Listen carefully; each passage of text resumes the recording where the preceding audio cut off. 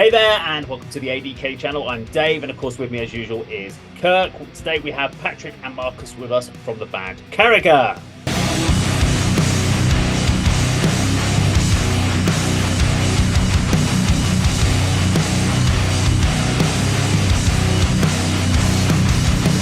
Hi guys, just want to say a massive thank you for joining us on the channel. How are you doing today? Very good. How are you doing? Great. Yeah, we're very, very well. We just want to say a massive thank you for obviously spending some time with us this evening. I'm not sure what the time difference is. I guess you're in Sweden at the moment? 1 hour, 8 o'clock. Yeah. It's 8 o'clock, so you're ahead. So, okay, so it's not too bad. It's not like we're extreme hour differences at the moment.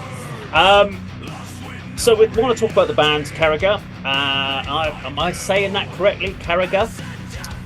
We often say Caregah. Caregah, there we go. It's always good to ask. It's always good to get the Caregah. Well, that nicely leads me. What we really want to understand is we came across your band on YouTube. It was a recommendation on one of my channels, on the Dave Does channel, and it popped up. And I love when a band that I've never heard of pops up, and I love checking them out. And we decided to check it out as a reaction, and all three of us loves Tomahawk. We thought it was a great song, and it doesn't happen when all three of us actually agree on that we like the same song. That's only happened I think twice now. So Tomahawk was definitely one of our favourites of the day when we did it, and we decided we really wanted to get a little bit more information about you. So really, first question, and you can tie this together, the first two questions I guess.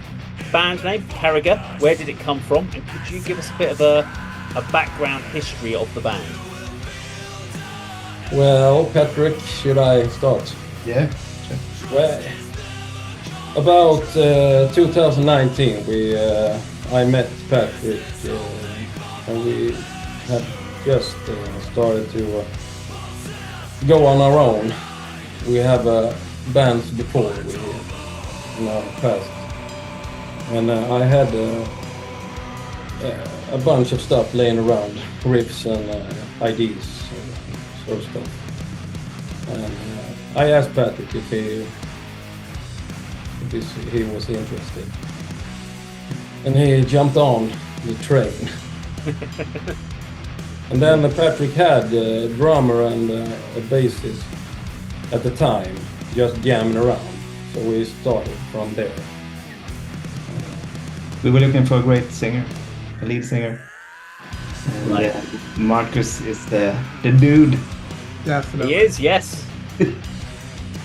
Sing better than talking. So what, Caregah, what does Caregah actually mean as far as a band name? It's from our dialect here in this place we live in. It's like in Sweden, in Swedish we call something that's cool or cocky, or we say Caregah. Right. So we twist it a little bit, and then it's a good name because it's nothing else. When you throw it up on Google, you don't find anything else. It sounds Irish. When I saw it, I thought, is that an Irish or Celtic word? Yeah. So yeah, it's really quite mystical, the name, isn't it? It is. Kirk, you were going to talk about a little bit around. So obviously we had the 4 singles we've had Tomahawk, Forsaken, Town, Gravedigger, and Waves of the Dune. You had a few things about this, Kirk. Yeah, can I just start with a question? So you formed in 2019, is that correct? Yeah. So, and you've released 4 singles. Can we expect an EP or an album towards the end of this year? Or do you think it's more suitable at the moment for your band to continue releasing singles every 3-4 months? Good question. we often debate this in the rehearsal room. We always talk about like, should we release one song at a time, or because this day and age, you know, it's if you release a full album, people will listen to 2 or 3 songs, you know, 4 maybe. If you release one at a time, people will take the time to listen to, the official They've been waiting for something to listen to. Yeah, I think it does. I suppose because you're a live band as well, that gives you a reason to keep playing live, doesn't it? We have a new single out. Let's go and play it outside of southeast Sweden. You know, go maybe to Finland, Norway, certainly the north of the country, because you're in the countryside, aren't you? Where you live, rural Sweden, which comes through in the video, doesn't it, at the beginning for Tomahawk? Beautiful place, but. Is it, you said though, Marcus, that you had some songs that you had written and then you meet up with Patrick and then Patrick introduces you to a bass player and a drummer. So you've clearly got enough material for an album. Are you still, have you decided whether you will release an album or not? Or can you not confirm that?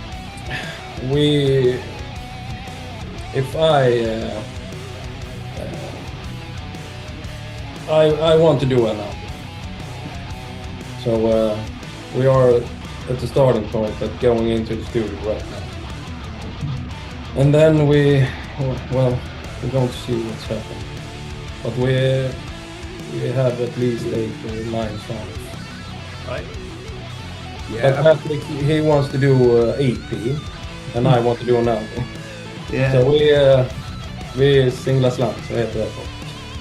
You could compromise. You could do a double album then. If you've got, say that you said you've got 9 songs, on average 5-6 minutes. Just for our viewers, obviously they would have heard some of the music at the beginning of this interview. I've noticed you call it groovy heavy metal. What are some of your influences on this music? Well, for me it's my idols, you can say. It's James Hetfield, Phil Anselmo, Zakk Wylde, #1 Zakk Wylde.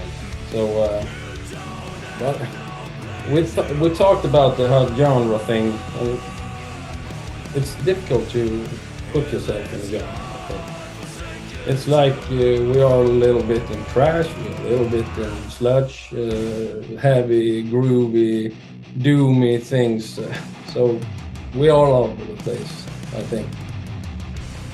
Yeah, Patrick, what about you as a guitar player? Who are some of your influences? Oh, the house gods in this at my place is Led Zeppelin.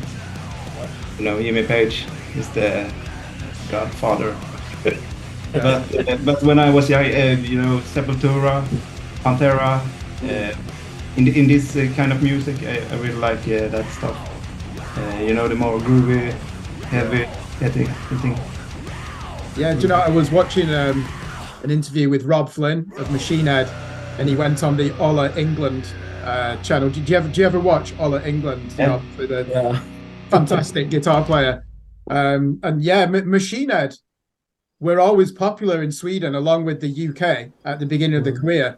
And to me, they're not really appreciated in their own country of the United States of America.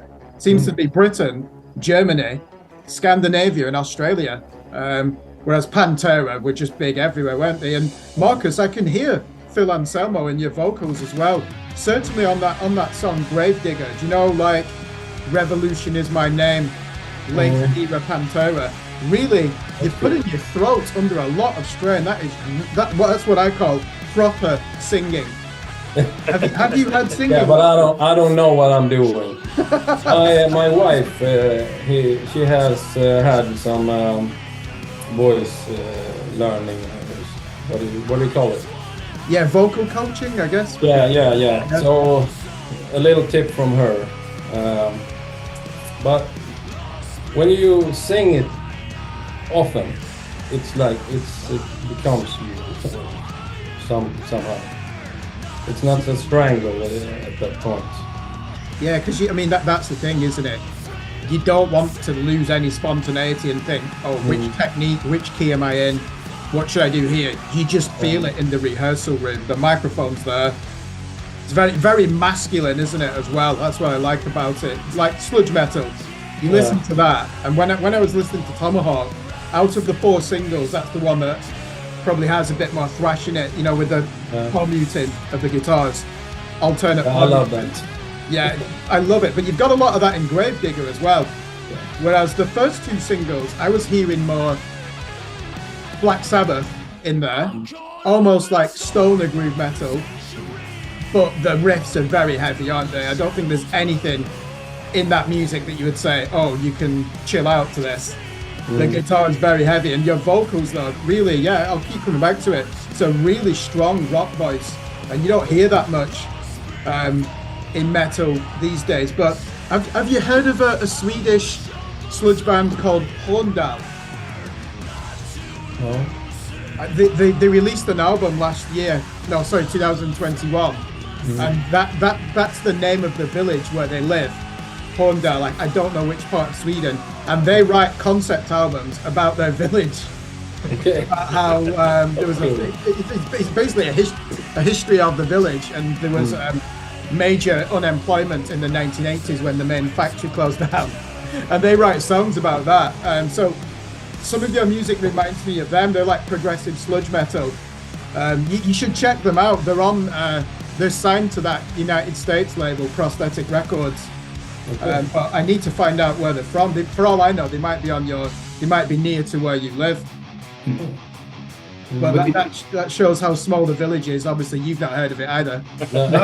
Honda. Sweden is a long country. Yeah, it is. Yeah, Horndal. Yeah, definitely. Close to Norway. I don't know where it is. That's the thing. But you should check them out. I see you've got an Entomb t-shirt on as well. Yeah. Patrick, the Swedish heritage is incredible. This year, so I'm the lead editor of a publication called Scream Blast Repeat. Obviously, that's influenced by Meshuggah, Destroyer, Raise, Improve for the name. And I said in our top 50 albums of 2022, all the big releases were from Sweden. Cult of Luna, Meshuggah, Soilwork, all the big name releases other than like Megadeth and Machine Head. Sweden is such a superpower now, isn't it, of heavy music. Other than Entomb, who are some of your favourites from your homeland? We had should I start with you, Marcus? No, you start. I really like a band named Breed. Yeah, but I don't think they play anymore. It was like 15 or something, 15 years ago. And Refused, I listened to a lot. The Shape of Punk to Come. Yeah. Classic. Yeah. And At the Gates. Yeah. Love them. All the Gothenburg bands, really. And Candlemas and plenty. Yeah. You go, Marcus. I think about some small bands. I know a band they don't play anymore, but it's called Scumkill from Umeå in Sweden. Great band. Heavy Pantera down influenced band. So I really like it. And it's a new band here close from us in Karlshamn called Signo Royo. Right. Real sludgy, heavy as, yeah. Like your music. We should review them, Dave. Yeah, This we is can the add band them. we're think talking so. about. Send us the we'll if they've got a video, we can certainly give our opinion on it. We always look for the positives, but when we were reviewing Tomahawk, it was just unanimous praise, wasn't it? We couldn't find anything to fault that. What do you know those other songs that you've got waiting to release? You said there's a mixture of thrash, bit of sludge. Is there almost like a bit of hardcore in there? Do either of you listen to hardcore? Obviously, Refused, you do, don't you? But Maybe one song is going to be a little bit more fast, I think. Just a 2-minute song. yeah, The ending of one Yeah, song is pretty much hardcore, I think. Ooh. But the ending of Den Snabba. Oh, yes. Work in progress title. Work in progress. Is that? Am I right in thinking? Northern are from Sweden, aren't they? The grindcore band. Are they Swedish or are they Norwegian? Who? Nasum. Nasum. They're from Sweden, aren't they? Surely. I haven't heard them. Yeah, I think they are. They're grindcore. You know, like really like Napalm Death type music. Yeah, I'm sure they're from Sweden. Sorry, this interview is us just talking about Sweden's glorious. Yeah, don't worry, guys. This is what Kirk does to us half the time. We don't know any of the bands he mentions either. Yeah, but it's fun. That's fairly common. Dave, can we bring it back to you though? I'm always keen to ask artists. Obviously, Spotify originates from Sweden. What is your opinion on Spotify in terms of where you stand as an artist now and how easy it is to get your music out, or how easy it is to pick up followers, or difficult? What do you think of Spotify? Patrick? It's a mixed feeling. But, I think it's awesome that you get all these bands. You know, you can find any obscure little band, and yeah, that's really nice. You know, the broadness of you can find anything.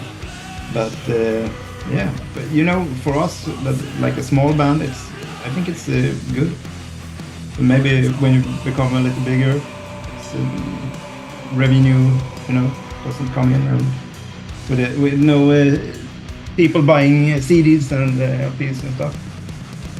I think it's only in Sweden people don't buy CDs anymore. Yeah, maybe. They only buy vinyl or Cassette tapes. yeah. Going back to the early days. I think, to be honest, that's worldwide now. It's pretty much all gone onto streaming. Yeah. In the UK too.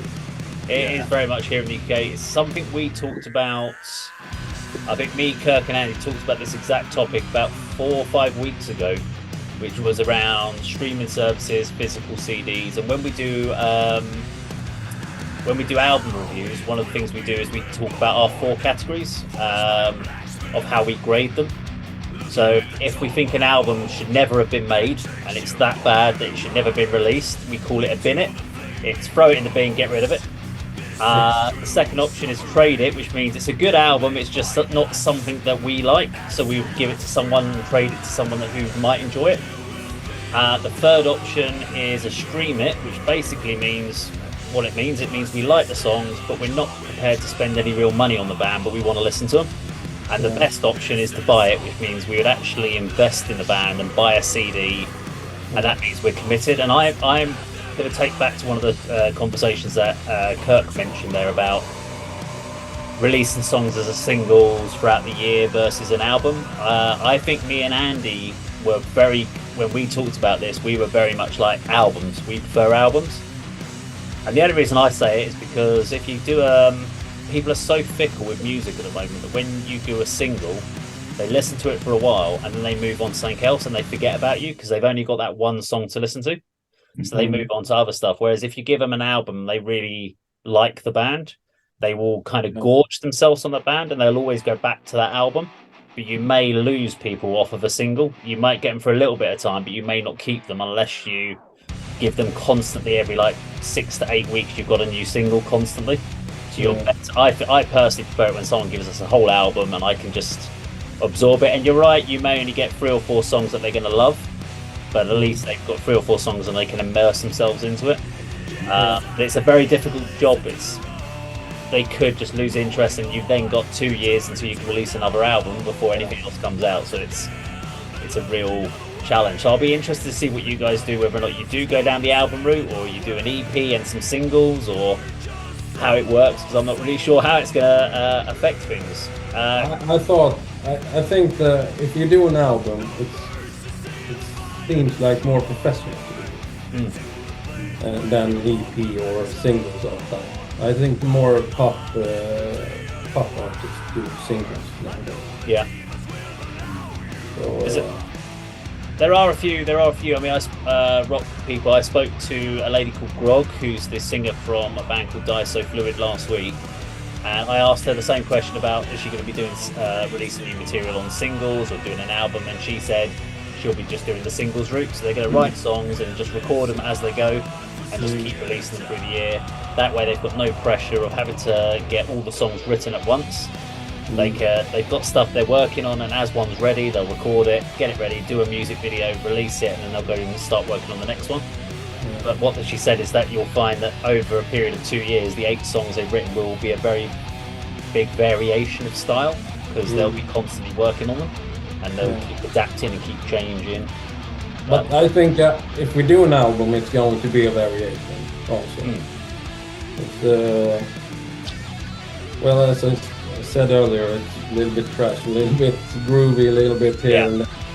So, but for me, it's kind of interesting to listen to a band that moves in some way instead of a straight line all the time.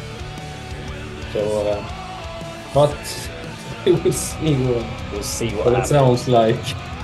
Would you be? Are you actively looking for a record deal, or are you just going to stay independent for the time being? We are looking for, what do you say, Patrick? It's difficult. We have get a lot of proposals, but you gotta pay 25,000 kronos or 50,000, or I mean 20,000 we have to spend on mixing or recording, and that's it. We have daily jobs, children, families. We do it in a professional hobby style. Yeah, at the moment. The passion project, isn't it, as we call it? Yeah. The next step goes. Yeah, you know what I mean. Yeah, it's because another thing that we talk about on this channel, and it's not easy, but if the artists own the rights to the music, then something like Spotify is always going to be beneficial.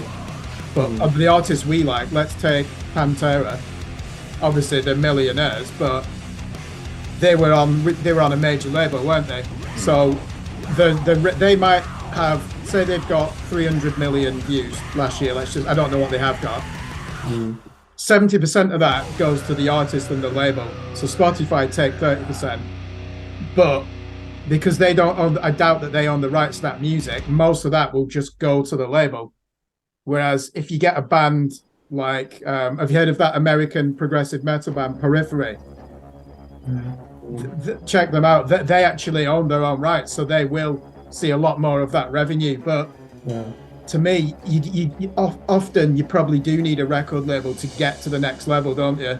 Yeah. Because people tell me that if they've got a tour booked and the promoters are saying, "Oh, you're not selling tickets," if you're signed, they'll expect the record label to step in, and that's why you get higher up on these festivals. So it's really interesting, isn't it? Because as we said at the beginning, your music can be available to everybody in the world at the click of one button. And surely that's a good thing, isn't it? And in the stages of when a band has just started. It's just, Dave, we say, don't we? Artists now, though, you can't make it. It's very hard to make a living out of music, especially metal. Because it's not going to be played on the radio, is it? It's so heavy. Very true. I think, what do we get with like 0.02 kroner per stream or something? I think it's like it's not even a penny. Yeah. I don't know whether in Sweden we call it öre. Effectively, you're giving away your music, but the idea that hopefully then you get onto bigger tours and you can do more merchandise and you can do it that route. Whereas it used to be that the tours never used to make as much money. It used to be physical CD sales were actually a great revenue earner for bands, and now the music side of it is actually where bands basically lose money, and it's on the road that they can try and do it. And with the problem with venues taking so much money for merchandise sales as well, that's a big problem still in the industry that hasn't changed with the way it's worked with the music as well. So real challenge for musicians right now. Yeah. Speaking of that, who are the ideal bands you would like to tour with? If you had a choice of 3 bands you could support, who would they be? Pantera. I knew you were going to say that. You can say Led Zeppelin as well, Side. actually. Black Label, did you say? Yeah. Yeah. Black Label, okay. I don't know. Exactly. Difficult question. Moustache. Yeah. You know the Swedish band Moustache? No. Right, How never do come you across. spell that? It's a Swedish word. It's M-U-S-C-H. Moustache. No, I don't think I've heard them. What are they? Are they groove metal, sludge metal band? Yeah. I don't know. Straightforward hard rock. Oh, Yeah. okay. But really heavy, you know. Yeah. Moustache. Like, you know, In Moustache. Flames. Oh, okay. Yeah. In Swedish Flames, metal. that would be fun. Did you say? Huh? Did you say? In Flames. In Flames. New Yeah, In album Flames coming good. out. I do like. In Flames are a good band. Very Yeah. different. They've Oh, wow. changed a lot during the years, but they are. I still enjoy them. Yeah. We was, you know, you mentioned At the Gates. Yeah. We are always astonished that American metalcore bands, a lot of them rip off At the Gates, melodic death metal. It's like, how has this happened? So you even have this derogatory term, At the Gates core, you know, to Yeah. describe a lot of these bands where you just know that they all sound the same. Yeah. And At the Gates are like Meshuggah. Their influence is incredible, and their album sales are down here. They're just such. I mean, Meshuggah are the most influential band in metal, certainly of the last 10 years. That is just that is a They're fact, really isn't good. it? It's not even an opinion. That I don't know how much longer that will continue, because they should be the richest band on earth, considering how many artists have imitated them. I like Meshuggah a lot. Yeah. They're really So cool. heavy, and the riffs are fast in a aggressive. Yeah, you've got to be a mathematics genius to be in that band, haven't you? I remember I bought the Destroy Reason Prove on like a promo disc at the market, you know, we have in Sweden. Yeah. Yeah. And I remember someone said like, "Oh, those guys are like mathematicians and musical teachers and stuff." I don't know the real truth about that, but they are insanely good. Yeah, I mean, the thing is, the bands that rip them off, most of them are not good enough to play polyrhythms or strange offbeats. So they just take the guitar tunings, don't they? And it still sounds okay, but that I remember, I always say this, my friend bought Chaos Via, the second album, 1998, when he bought it in the year 2000, played it on my stereo, and he took it back because he actually thought they were playing out of time. They were poor musicians. He didn't like it, and because nobody understood Meshuggah really even then, did they? And I didn't know what a polyrhythm was. So when I heard it, I was like, "This is heavy, but it's just weird." And yeah, the drummer can't even stay in time, so he took it back to the music shop, the CD shop, and got his money back.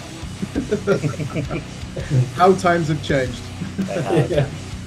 So just one last final question for the guys tonight is, I'm just intrigued. Have you guys got any big concerts coming up this year? Are you going to get onto any festivals that we should know about, that we can talk about or share on the channel? We haven't got any yet, but we are working on it. We want to go out and play. That's the main thing we do. Yeah. And we rehearse, jam, and in the rehearsal room all the time. The live gigs are the what do you call it? It's what you do it for, really, isn't it? It's to get out there and play it for people to come and watch it and enjoy it and absorb it. So, Well, hopefully, fingers crossed, we're looking forward to either the new singles or a new album or an EP or whatever it might be. And obviously, as soon as you know what we're getting, we'll definitely check it out on the ADK channel, give it a good old review and let you know what we think of it. And hopefully, we'll get the chance, if you come out of Sweden on any shows, let us know and we'll try and come to them, even if it's some European ones. You never know. ADK may hit Europe. You never know. Well, we live near. We live near to London. Is quite near, isn't it? It's what, near to Sweden. Yes. Not to Sweden, where we live in England. So if you play a London show, we can easily Yeah, we want to come over and play. Yeah, we'll definitely be there. You'll definitely be welcome here in the UK. Well, there we go. So that's Patrick and Marcus, of course, from Caregah. Did I say it right? I'm somewhere around something like that. Thank you very much for joining us on the channel today. We'll put some more links down in the description down below for their website and of course all their YouTube videos. Go check them out, and thank you very much for watching the ADK channel. Take care. Thank you.